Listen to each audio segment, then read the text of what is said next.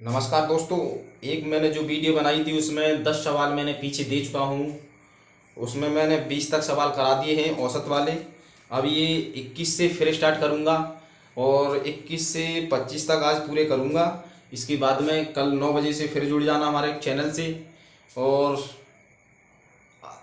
इससे ज़्यादा short trick कहीं नहीं मिल सकती है। सबसे ज़्यादा शॉर्ट ट्रिक बता रहा हूँ, बढ़िया से बढ़िया ट्रिक जितनी बार भी आती हैं। आप पीछे वाले जो सवाल मैंने कराए हैं बहुत अच्छे सवाल थे। जो ग्रुप डी की तैयारी कर रहे हैं वो हमारे चैनल से जुड़िए। तो मैं 21वां सवाल करने जा रहा हूँ। 21वां सवाल है, कि तीन संख्याओं में से पहली संख्या दूसरी संख्या की दुगनी।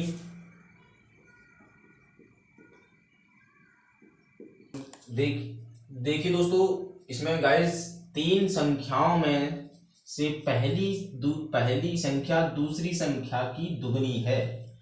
तो दूसरी संख्या की जो पहली संख्या है वो दुगनी है, तो मैंने मान लिया दूसरी संख्या मान ली हमने x। दूसरी संख्या हमने x मान ली, तो पहली संख्या दूसरी की दुगनी है, तो दूसरी की दुगनी कितनी हुई भाई साहब? इतनी हुई 2x। अब ये आगे को कह रहा है तथा तीसरी संख्या की आधी है।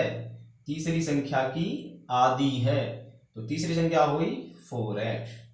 4x की पहली संख्या दूसरी की दुगनी है तथा तीसरी संख्या की आधी है, तो तीसरी संख्या की आधी होगी। इनको जोड़ दो, प्लस 3 बराबर है, यदि इन तीनों संख्याओं का औसत 56 है। इसने दे रखा है इन तीनों संख्याओं का औसत 56 है, तो पहली तथा तीसरी संख्या का अंतर कितना है? तो 2 4 और 2 6 और 1 7x equal to 3 multiply 56। 7x equal to 3 6 जा 18, कैरी फर्स्ट 3 5 जा 15, 15 first 16। x equal to 168 equal to वो डिवाइडेड 7। x इक्वल टू 7 2 जा 14 और 7 4 जा 28। यह x बराबर आ गया 24। इसने देखा था कि पहली संख्या जो है वो दूसरी से दोगुनी है और तीसरी की आधी है। तीसरी से आधी है, दूसरी से दोगुनी है, और कुल पदों का योग बट्टी कुल पदों की संख्या मैंने बता रखा है। ये बराबर आया 56। तो 5 4 और 2 6 और एक साथ 7x बराबर है 56 गुणा 3, 3 उधर चला जाएगा। अच्छा, तो 7x बराबर है 168। x बराबर 168/7 और x बराबर आ गया 24। अब x का मान तो 24 आ गया। अब इसे कह रहा है कि कौन कौन सी का, तो पहली तथा तीसरी संख्या। तो मान लीजिए पहली संख्या कितनी हुई, 2 गुणा 24, ये तो हुई पहली। अब ये कह रहा है कि तीसरी हुई 4 गुणा 24। तो बराबर इसको करो, 4 चौक 16 और 4 दूनी 8 और 1 9, 2 चौक 8 2 दूनी 4। पहली संख्या, अब इन दोनों का अंतर पूछा है, तो 96 में 48 गए तो कितने बचे? 48 बचे। यही आपका आंसर है। दोबारा इस चीज के लिए देख लो कि इसने दे रखा है कि तीन संख्याओं में से पहली संख्या दूसरी संख्या की दुगनी तथा तीसरी संख्या की आधी है। यदि इन तीनों संख्याओं का अंतर औसत 56 है, तो पहली तथा तीसरी संख्या का अंतर कितना है? तो दे रखा है कि पहली बता ही रखा है कि इसने दूसरी की पहली जो है दोगुनी है और तीसरी की आधी है। इसकी 4 की आधी 2 और इससे दोगुनी है वो 2x हो गई। इतना आया था। पहली संख्या 24, 2 इंटू 22 इक्वल टू 48। तीसरी संख्या 4 इंटू 24 इक्वल टू 96। इसमें से इसको सब्ट्रैक्शन किया तो 48 आंसर आया। अगला सवाल नंबर है 22वां सवाल नंबर।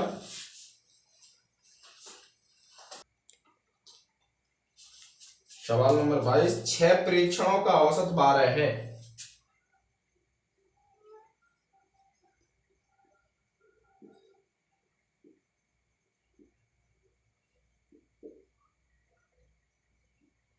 बंद है। औसत 12 है।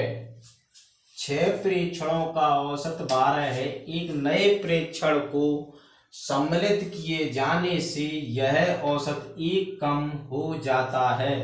तो 7वां प्रेक्षण क्या होगा? तो मान लीजिए इसने दे रखा है कि 6 प्रेक्षणों का औसत 12 दे रखा है, तो 12 छिंग 72, ये तो हो गया। अब एक नए प्रेक्षण को और मिला देने पर, तो 6 में एक प्रेक्षण और मिला दिए तो कितना हुआ? 7 हो गई। तो उसका औसत कितना कम हो जाता है? 1 कम हो जाता है। औसत पहले दे रखा था 12, 12 में 1 कम होगा तो कितना होगा? 11। ये हुआ 11 7 77। अब ये कह रहा है 7वां परीक्षण क्या होगा? तो 7वां परीक्षण होगा कि 77 में से 72 गए तो कितना बचा? 5 बचा। यही आपका आंसर हुआ। 6 परीक्षणों का औसत इसने 12 दे रखा है। इसमें एक नया परीक्षण को सम्मिलित किए जाने पर औसत 1 कम है हो जाता है। तो 7वां परीक्षण क्या होगा? 6 का इसने दे रखा है 12, और 12 छिंग 72, तो 11 का 7 में करेंगे 77 हुआ।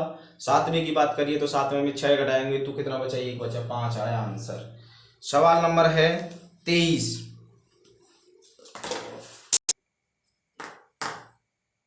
सवाल नंबर है 23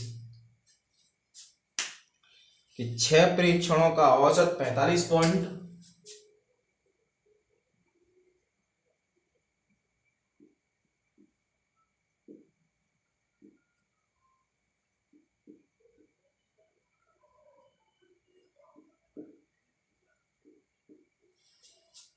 बंद नई परीक्षण को 6 परीक्षणों का औसत 45.5 है। एक नई परीक्षण को सम्मिलित किए जाने पर इसका औसत 47 हो जाता है। तो नया परीक्षण क्या है?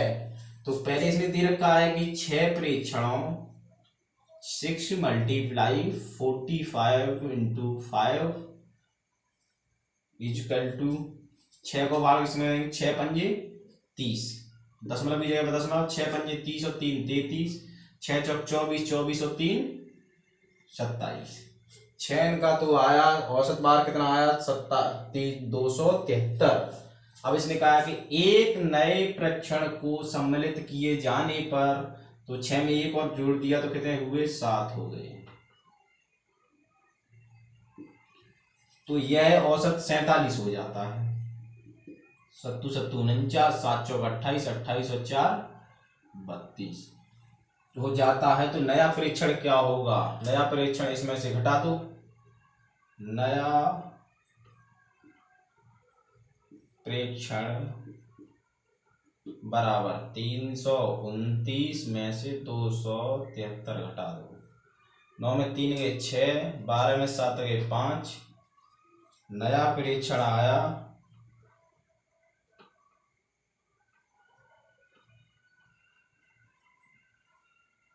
बराबर है 56। यही आपका आंसर है। इसको दोबारा देखो कि 6 परीक्षणों का औसत 45.5 है। एक नए परीक्षण को सम्मिलित किए जाने पर यह औसत 47 हो जाता है। तो नया परीक्षण क्या होगा? 6 का कितना दे रखा है तो इसमें आया 273 आया। अब 7वें की बात कर रहा है तो 7वें को एक और नया जोड़ दिया, 7 हो गया, 7 का 47 दे रखा है, 329 आया। नया परीक्षण बराबर है, इसमें से नए में से घटाएंगे पुराने वाले को तो कितना आया? 56 आया। ये नया प्रश्न जो आया 56। सवाल नंबर है अब 24 और बहुत बेहतरीन सवाल है। सबसे सुपर हिट सवाल है 24वां सवाल। ये एग्जाम में आने वाला है, ग्रुप डी में जरूर ये जो सवाल 101% आएगा। इस सवाल पर ज्यादा गौर देना है कि 24वें सवाल में कि 3 संख्याओं में से दूसरी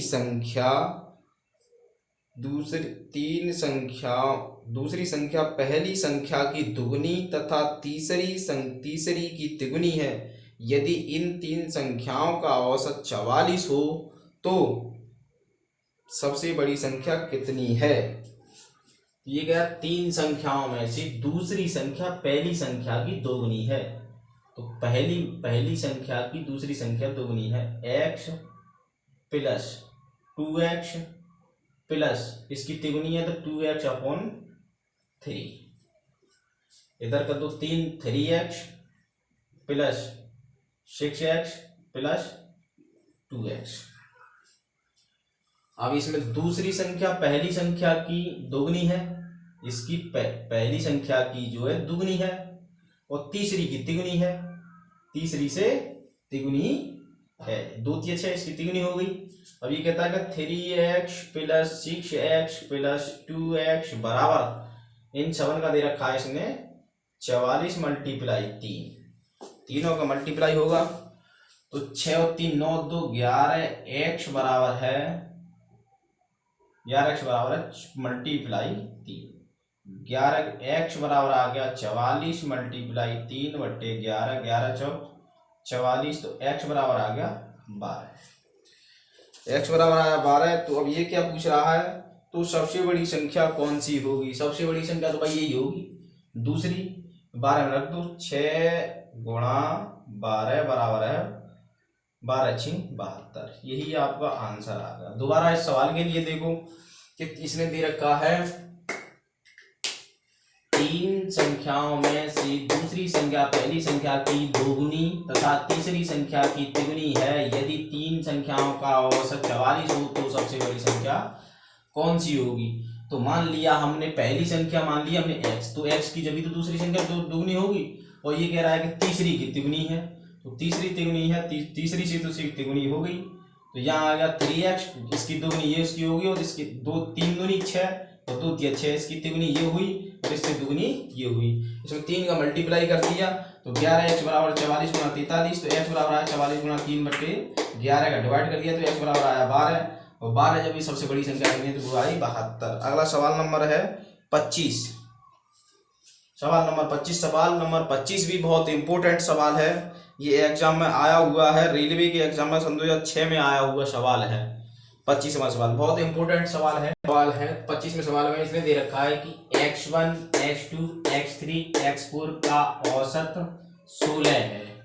ये जब इसने दे रखा है चारों, तो चारों कर लो x1 plus x2 plus x3 plus x4 बट्टे कुल पदों वायु बट्टे कुल पदों की संख्या बराबर दे रखा है इसने 16, तो x1 plus x2 plus x3 plus x4 बराबर है 16 × 4 = 64। अब इसने दे रखा है कि x2 ये तो होगा समीकरण number 1, x2 plus x3 plus x4 बराबर दे रखा है इसने नहीं के योग का आधा, इसके टोटल के योग का आधा कितना दे रखा है इसने 23, तो x2 plus x3 plus x4 बराबर है 2 उधर चला जाएगा 23 दूनी 46। अब इसने पूछा x1 का मान पूछा है, x1 बराबर है x1 plus x2 plus x3 plus x4 minus x2 plus x3 plus x4, इसका मान दे रखा है इसने 48, तो सॉरी 64 माइनस 46 बराबर 14 में 6 गए 8, 14 में तो 6 गई तो 8, इसका आंसर आया इतना 18 आया। 25वें सवाल में x1 इसने दे रखा है x1 x2 x3 x4 का औसत 16 है, x2 x3 x4 के योग का आधा 23 है, x1 का मान क्या होगा? तो पहले के कुल पदों का योग बटे कुल पदों की संख्या बराबर 16 दे रखा है, तो टोटल आया 64, समीकरण नंबर हुआ सेकंड, ये हुआ समीकरण नंबर सेकंड। अब यहाँ समीकरण नंबर यहाँ लिख दो, समीकरण 1 में से 1 से 2 को घटाने पर 64 में 46 18 आया, 18 इनका आंसर आ गया।